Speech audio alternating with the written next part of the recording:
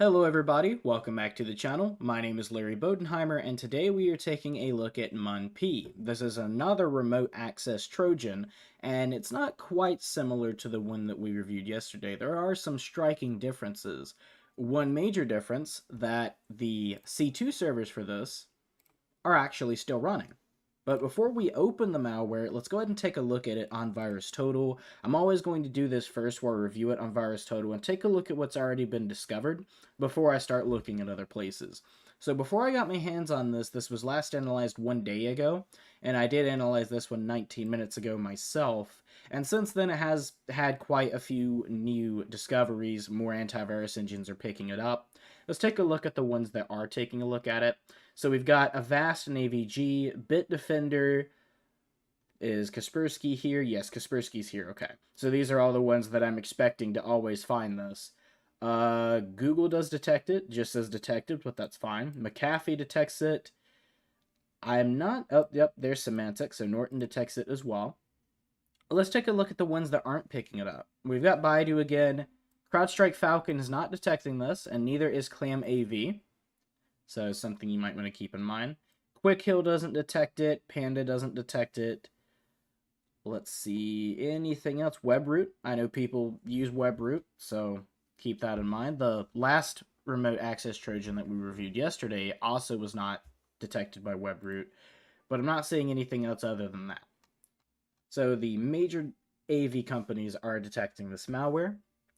Let's go ahead and take a look at the details. We're not going to see much here, but the creation time, it says this was created in 1992.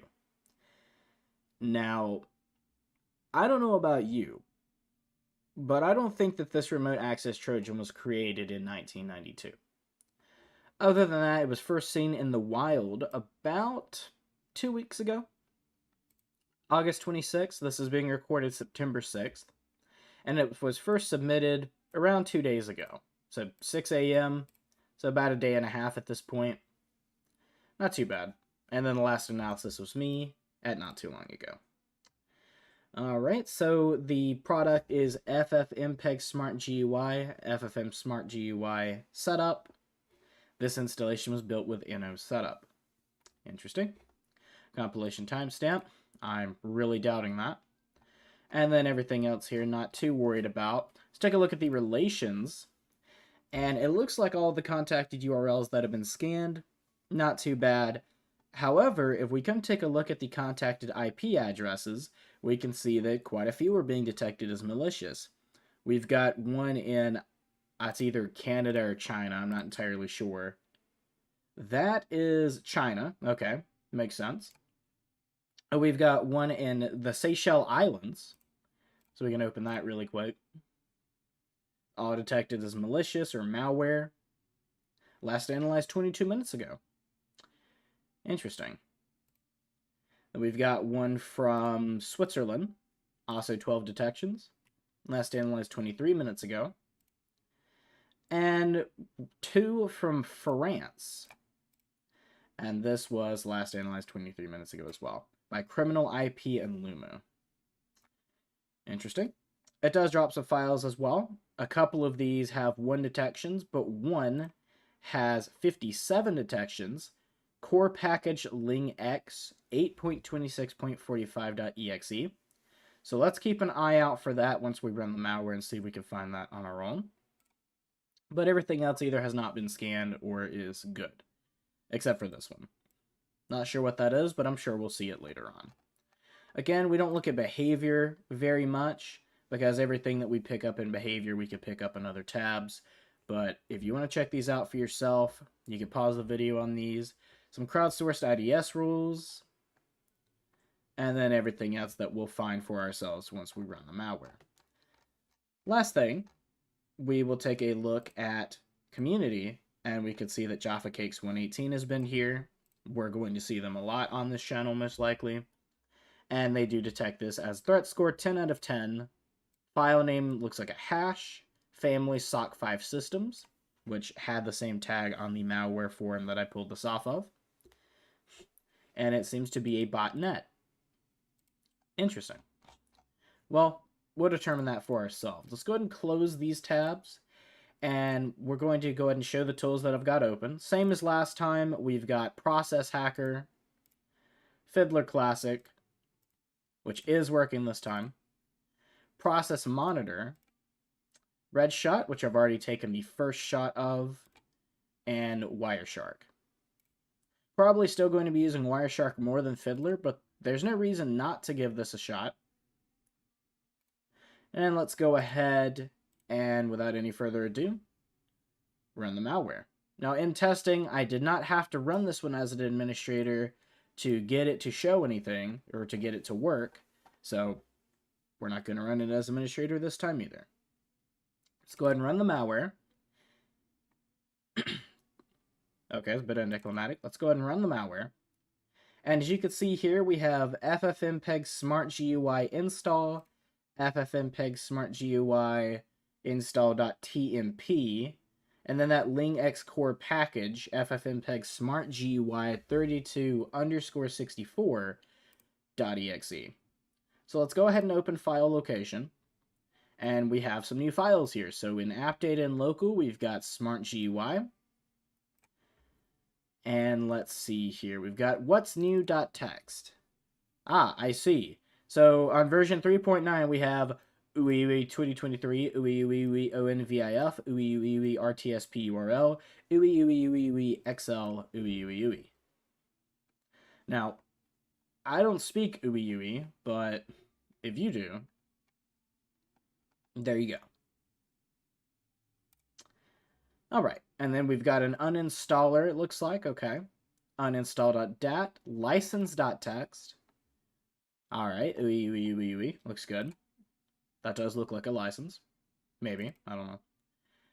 Okay, so we've taken a look at that. This looks to be the only thing that's open. However, in the last episode, this killed itself almost immediately. Most likely because it tried to reach out to its C2 server, and the C2 was shut down. So it just killed its own process. On this one, it's staying up. So let's take a look at Fiddler Classic, and we already have some new things here. So we have ocsp.digicert, that's just a certificate authority, r10.o.lincr.org. So let's go ahead and see if we can search that. I'm going to go ahead and put this in a window. Let's open a new tab. And r11.o.lincr.org. I doubt anything is going to show up when I look for this. But let's try anyway. Yeah, so nothing shows up when we do that. It does look to be an HTTP. Makes sense. This is HTTP protocol. What if we try r11.o.lincr.org? And again, nothing shows up. I'll leave this here for a second either way. So we've got things from Firefox, that's fine. We also have an IP address. So we could try searching that as well.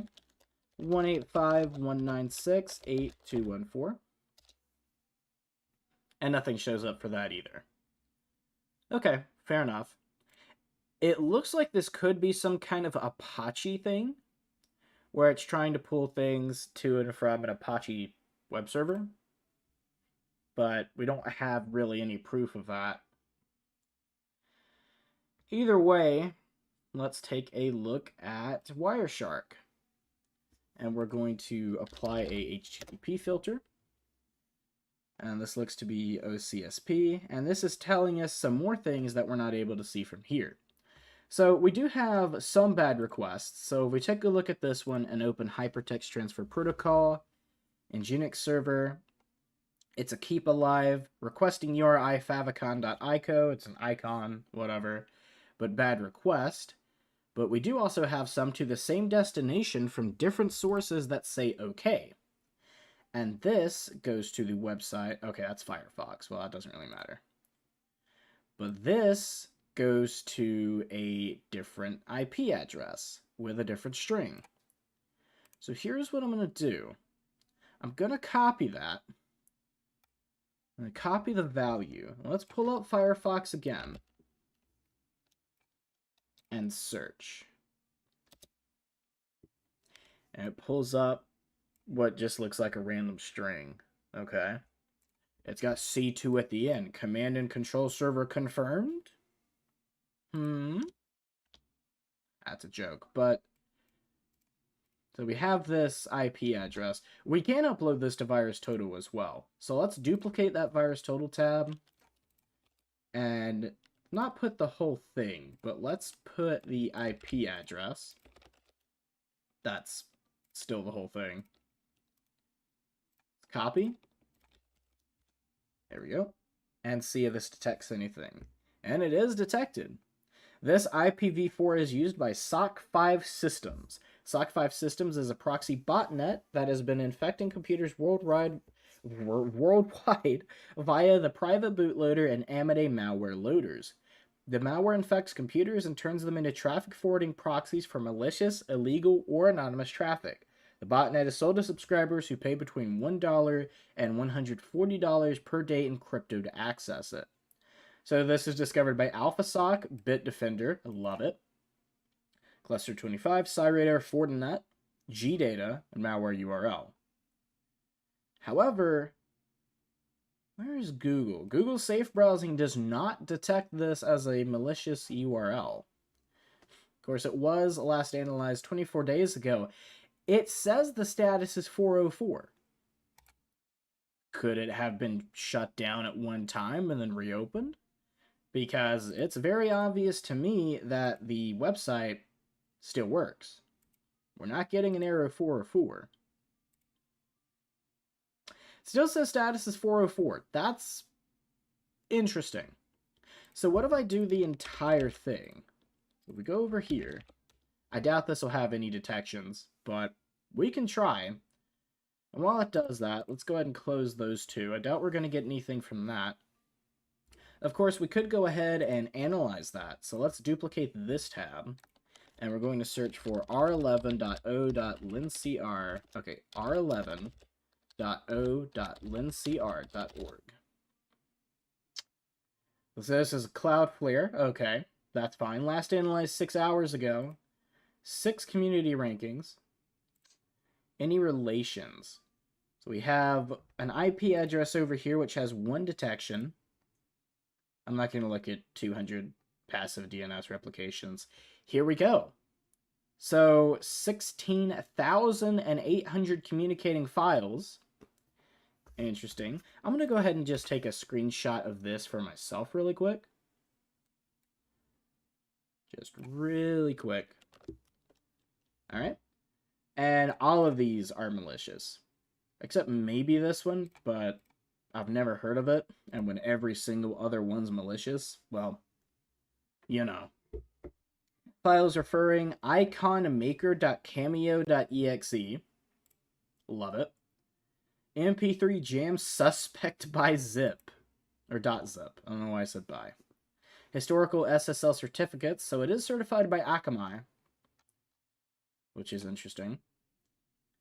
Sophos Information Technology, Forcepoint Threat Seeker Information Technology, Bitdefender Computers and Software. It does have valid records. That's not really that important to me. Okay, and then this shows that it's a status 200, which is an OK connection. So what I'd like to know is how is this subdomain or this search on the same IP address valid, but the IP address itself is invalid? Because for those of you that don't know, status 200 is HTTP OK, which means an OK connection. Connection was successful. 404 is not found, which means that it's either down or never existed. That's very interesting. Very interesting indeed. And this did have the same connection. Or the same detection, sorry. No community score, but 12 detections, and they're probably all from the same people. Yeah, I'm not seeing anything new here. So, interesting, but that's probably not going to tell us very much. What else do we have here? So I think this one was the Firefox one. No, this is R10. This is the lincr. Okay. So there's that host website we saw earlier. This is Firefox. I know that. That's R11. And this is from that same website. Now this is /favicon.ico. Let's try that. and see if anything shows up. It is a 404 error, so I doubt we'll get anything, but we could try. Favicon.ico. 404 not found in Nginx. Okay, so if the main website was down, that's what we should be seeing, but we're not seeing that. Granted, there's nothing there, at least visually, but that doesn't mean it's down. Okay, what else do we have here? So we have these search results, which look to be the exact same. If there are any differences, I'm not seeing them. Let's go to the very end. 1626A. 1626A. What about this one? Yeah, 1626A. So these are the exact same searches. We do have something else here. iPlayer service. Get Steam level v1 and then a key. API steampowered.com. Now this is interesting because I believe, and I could be wrong, but I believe Steam Powered is the official Steam, like, gaming service website. If I go to store.steampowered.com, yeah, that's Steam. If I go to api.steampowered.com, 404 not found. Interesting. It's a GET request. api.steampowered.com/iPlayerService. Let's copy the whole thing.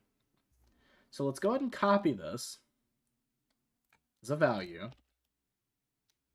and hit enter. Huh. Okay, response player level 4. I don't know what this means, but that's another connection. So, there you go. Do with that as you will. And it's definitely not coming from Steam on this machine because I don't have Steam on this machine. So that's something to keep in mind as well.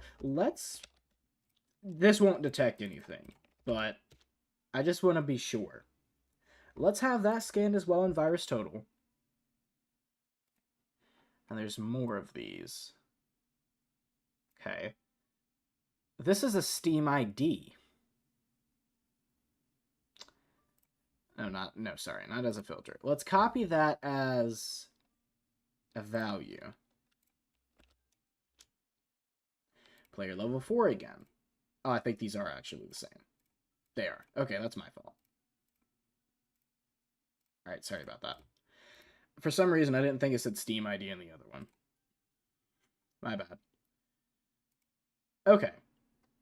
So, what else have we got here? What else? We are seeing more things pop up over here. Store Akamai. That might have...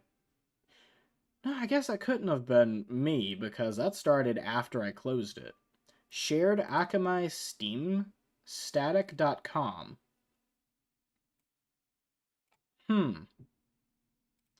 Okay. Shared Akamai Steam static. What? Oh, crap. What did it say? .com? Just want to make sure. Yes. And it's on HTTPS. 404 not found. But here it's a 200. This is a tunnel. Okay. Something to keep in mind for the future. That's looking for the icon. This was probably me. And there's that search again. So, it's definitely reaching out to something. What it's most likely doing is it's storing these values on a web page that I'm not able to see because it's not doing it visually. What the heck was that? Why was it acting like it was loading something? Interesting. But most likely what's doing is it's storing information about this system on its own end, probably the programs that are on this machine, the IP address, visited websites, things of that nature. And unfortunately, that wouldn't be graphics, so that's not something we're going to be able to see directly. But that's fine. Anything else that just kind of like sticks out to me? We haven't taken a look in process monitor yet. So let's apply a filter. Process name, is there an includes? Contains ffmpeg. We'll add that and apply it. Yeah, we definitely don't want to filter through 7,300,000 events. It would not be very good. And here we go. So process start, that's the very beginning of it. It's creating files. Name not found. Okay, I don't know why that popped up again. Let's jump to that. What do we have here? Currently don't have access to this folder. Well, I would like access to this folder. So this is a prefetch. That's fine. If I just looked at the end of that, I probably could have figured that out for myself. Create file. So create file, query basic information, apphelp.dll. Interesting.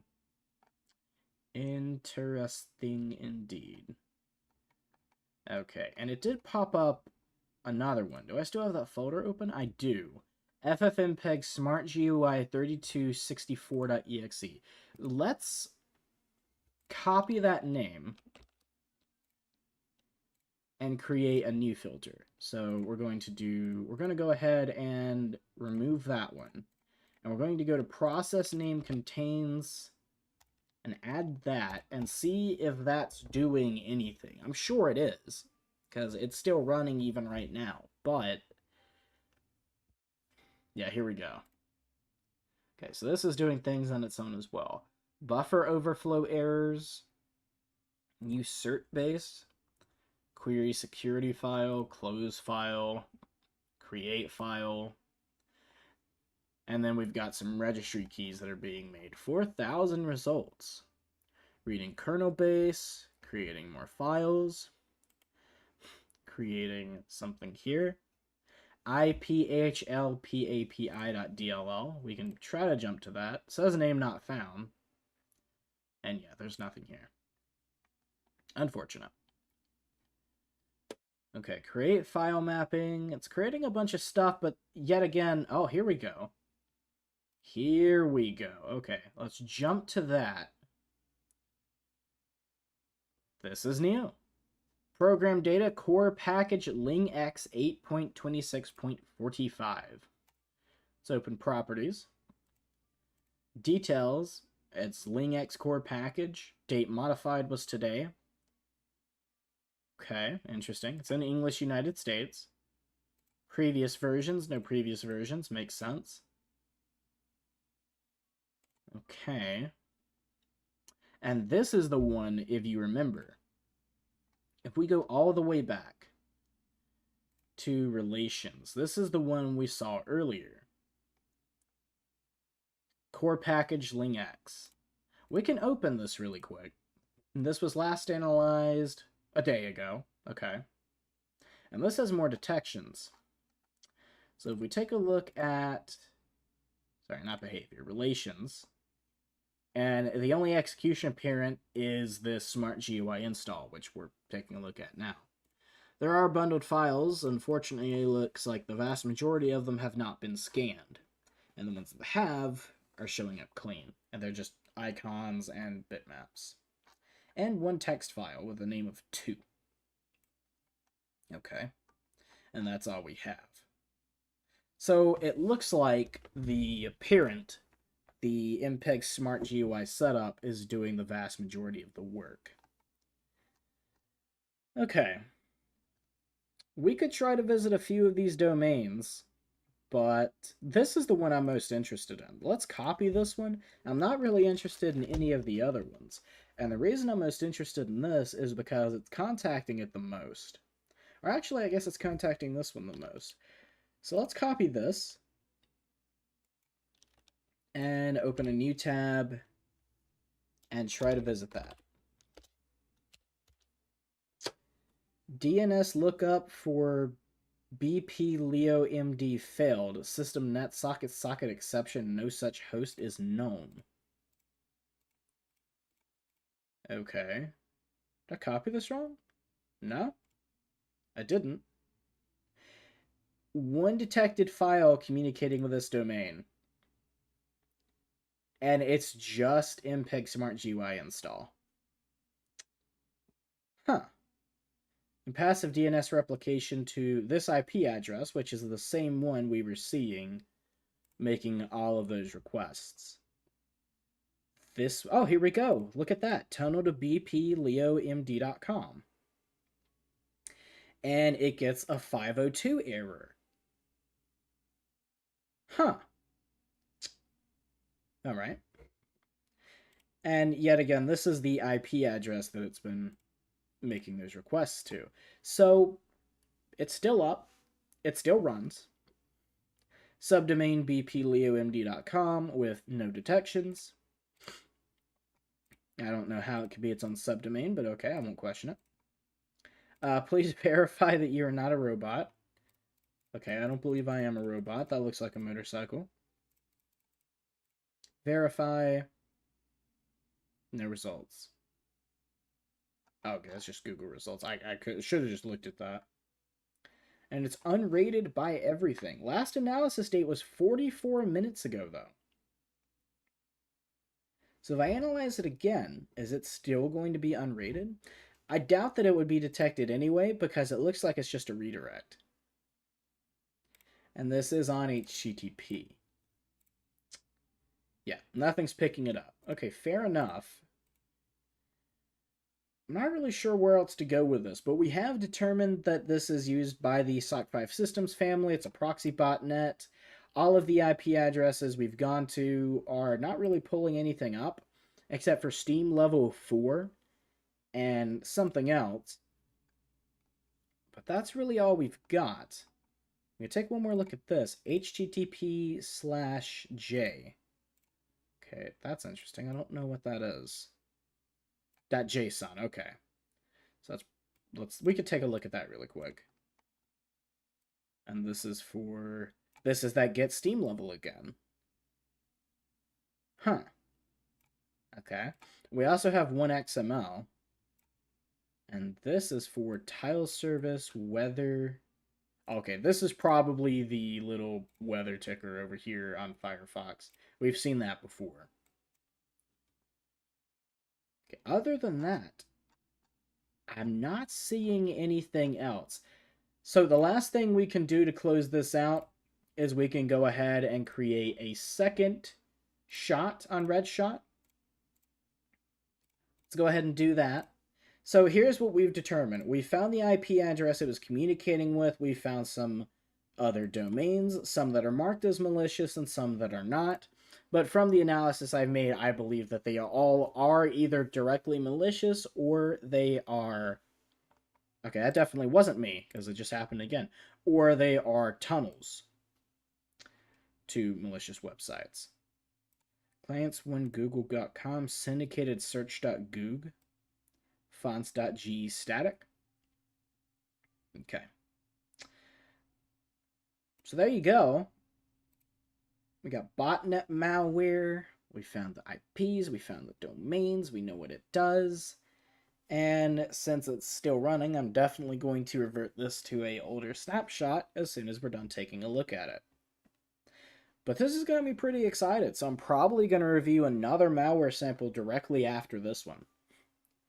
We'll see how that goes. So you guys might get 2 videos today. Wouldn't that be nice? But we're almost done with RedShot. At this point, I can probably just go ahead and close everything, but... let's leave it open. I don't think there's anything else I can be doing with it right now. Let's go... Ooh, wrong one. Let's go ahead and click Compare as a plain text file. That is a lot of loading. That's a lot of loading. Okay. Wow, that's a lot of loading. We can also take a look at Task Manager and see if it's using a significant amount of CPU or memory. I'm not seeing it using any CPU or any memory. Okay. That's interesting. Well, we know it's FFmpeg. So if we go... Yeah, it's not show... Oh, yep, there it is. It's using 0.4 megabytes and no network. And there's Ling X Core package, which is using a little more, but neither of them are using any network, at least as of right now. So you probably wouldn't ever notice that this is even running on your system. Just something to keep in mind. And whoa, that's a lot of deleted keys. We've got 20,000 deleted keys. All right. HD audio, monitor, PCI, USB, driver INF files, driver packages, safe boot. All right. Keyboard, machine. What about keys added? Can I find keys added? Sorry? Okay, that's what I said, but whatever. All right, we got class keys. One from Microsoft Edge. We got a bunch of stuff going on here. A whole bunch of stuff. But not really anything that's sticking out to me. With the red shot, we're probably never going to see anything that really sticks out anyway. This is more of just to, like, you know, look at and see, oh, things have been deleted and added. Ooh, ah. But this really isn't to determine anything. This is just to look and see if anything has been added or deleted, then we could take a look here. But that's going to be about it. So that is going to be the end of this video. If you guys did enjoy, please make sure to subscribe to the channel if you haven't already, and leave a like. If there's something I didn't do that you want to see in the next video, please make sure to let me know, and I'll be more than happy to accommodate that. Again, if you guys don't get a video today, it'll be tomorrow, because I'm having a lot of fun doing this on YouTube.